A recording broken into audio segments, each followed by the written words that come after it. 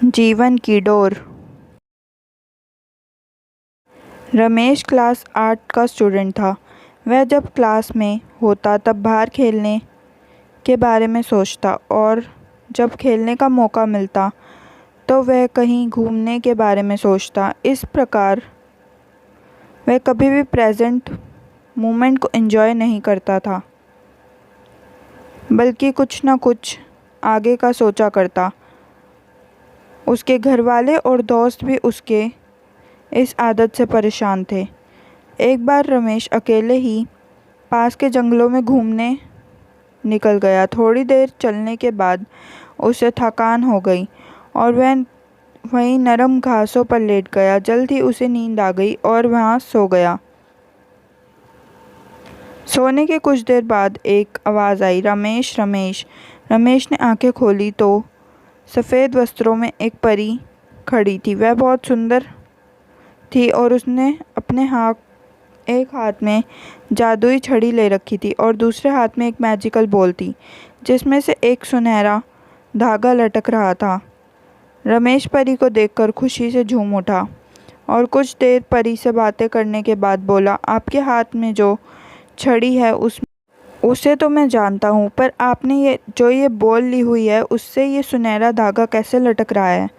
परी मुस्कुराई, रमेश, यह कोई मामूली धागा नहीं है। दरअसल यह तुम्हारे जीवन की डोर है। अगर तुम इसे हल्का सा खींचोगे तो तुम्हारे जीवन के कुछ घंटे कुछ सेकंड में बीत जाएंगे।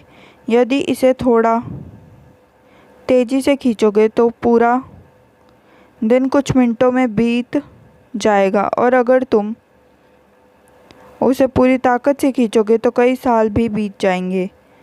तो क्या आप ये मुझे दे सकती हो? रमेश ने उत्सुकता से पूछा। हाँ हाँ, क्यों नहीं, ये लो, पकड़ो इसे, पर ध्यान रहे एक बार अगर समय में तुम आगे चले गए तो पीछे नहीं आ सकते। परी ने जीवन की डोर रमेश के हाथों में थामते हुए कहा और फौरन से अदृश्य हो गई।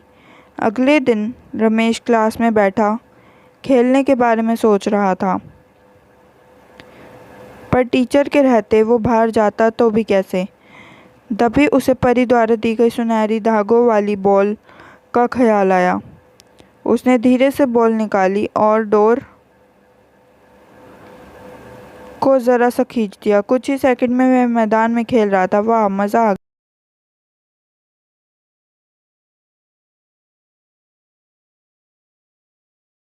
रमेश ने मन ही मन सोचा। फिर वह कुछ देर खेलता रहा, पर मौजूदा वक्त में ना जीने की अपनी आदत के अनुसार वह फिर से कुछ ही देर में ऊब गया और सोचने लगा कि ये बच्चों की तरह जीने में कोई मज़ा नहीं है। क्यों ना मैं अपने जीवन की डोर को खींचकर जवानी में ले जाऊं।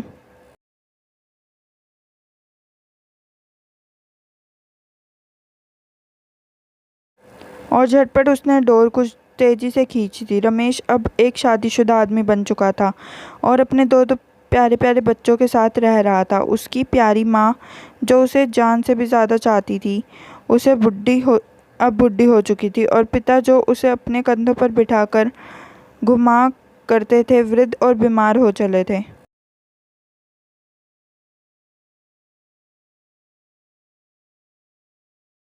इस परिवर्तन में रमेश अपने माता पिता के लिए थोड़ी दुखी ज़रूर था, पर अपना परिवार और बच्चा हो जाने के कारण उसे बहुत अच्छा महसूस हो रहा था।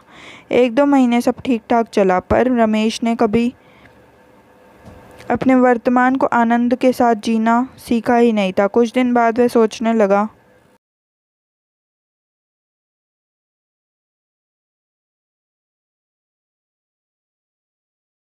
मेरे ऊपर परिवार की कितनी जिम्मेदारी आ गई है। बच्चों को संभालना इतना आसान भी नहीं, ऊपर से ऑफिस की टेंशन अलग है। माता पिता का स्वास्थ्य भी ठीक नहीं रहता।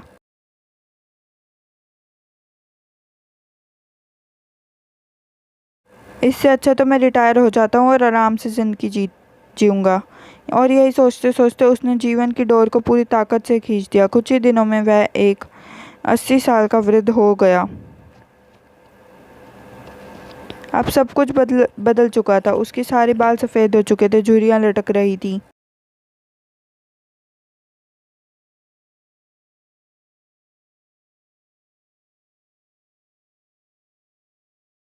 उसके माता पिता कब के उसे छोड़कर जा चुके थे, यहाँ तक कि उसकी प्यारी पत्नी भी किसी बीमारी के कारण मर चुकी थी। वह घर में बिल्कुल अकेला था। बस कभी कभी दूसरे शहरों में बसे उसके बच्चे उससे बात कर लेते। लाइफ में पहली बार रमेश को एहसास हो रहा था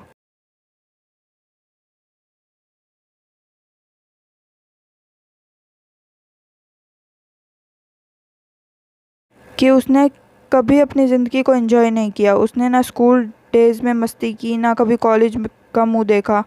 वह न कभी अपनी पत्नी के साथ कहीं घूमने गया और ना ही अपने माता पिता के साथ अच्छे पल बिताए।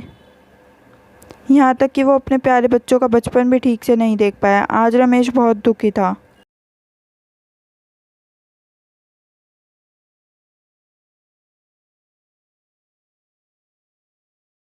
अपना बीता हुआ कल देखकर वह समझ पा रहा था कि अपनी बेचैनी और व्याकुलता में उसने जीवन की कितनी सारी छोटी छोटी खुशियाँ यूं ही गंवा दी। आज उसे वे 2 दिन याद आ रहे थे जब परी ने उसे वो मैजिकल बॉल दी थी। एक बार फिर वहाँ उठा और उसी जंगल में जाने लगा और बचपन में वह जिस जगह परी से मिला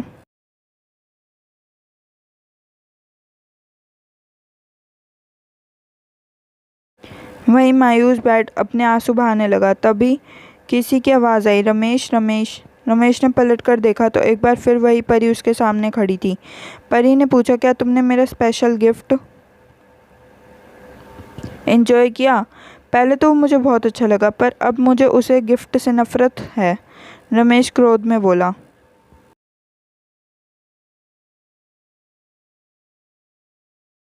मेरी आंखों के सामने मेरा पूरा जीवन बीत गया और मुझे इसका आनंद लेने का मौका तक नहीं मिला। हाँ, अगर मैं अपनी ज़िंदगी नॉर्मल तरीके से जीता तो उसमें सुख के साथ दुख भी होते, पर मैजिकल बॉल के कारण मैं उनमें से किसी का भी अनुभव नहीं कर पाया। मैं आज अंदर से बिल्कुल खाली महसूस कर रहा हूँ। मैंने ईश्वर का दिया ये अनमोल जीवन बर्बाद कर दिया, रमेश निराश होते हुए बोला। ओहो, तुम तो मेरे तोहफे का शुक्रगुजार होने की बजाय उसकी बुराई कर रहे हो। गैर, मैं तुम्हें एक और गिफ्ट दे सकती हूँ, बताओ क्या चाहिए तुम्हें? परी ने पूछा। रमेश को यकीन नहीं हुआ कि उसे एक और वरदान मिल सकता है। वह खुशी से बोला, मैं फिर से वही पहले वाला स्कूल बॉय बनना चाहता हूँ। मैं समझ चुका हूँ कि जीवन का हर एक पल जीना चाहिए। जो अभी को कोसता है वो कभी खुश नहीं हो पाता, उसका जीवन खोखला रह जाता है। प्लीज़ प्लीज़ मुझे मेरे पुराने दिन लौटा दो, प्लीज़ प्लीज़ ना। तभी एक आवाज़ आती है, उठो, तुम इन जंगलों में कैसे आ गए? और ये सपने में प्लीज़ प्लीज़ क्या बड़बड़ा रहे थे?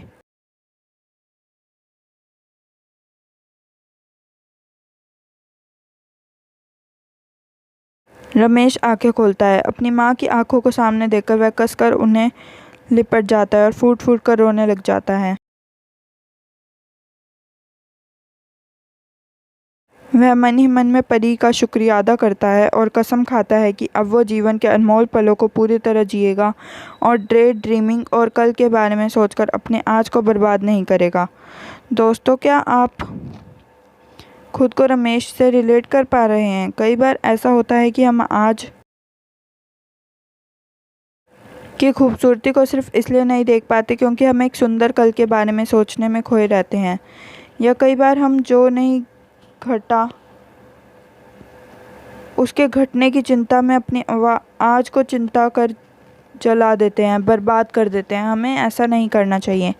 खुशियों को, छोटे छोटे पलों को पूरी तरह जीना चाहिए। जीवन की डोर एक बार खिंच जाती है तो फिर लौट कर नहीं आती। किसी ने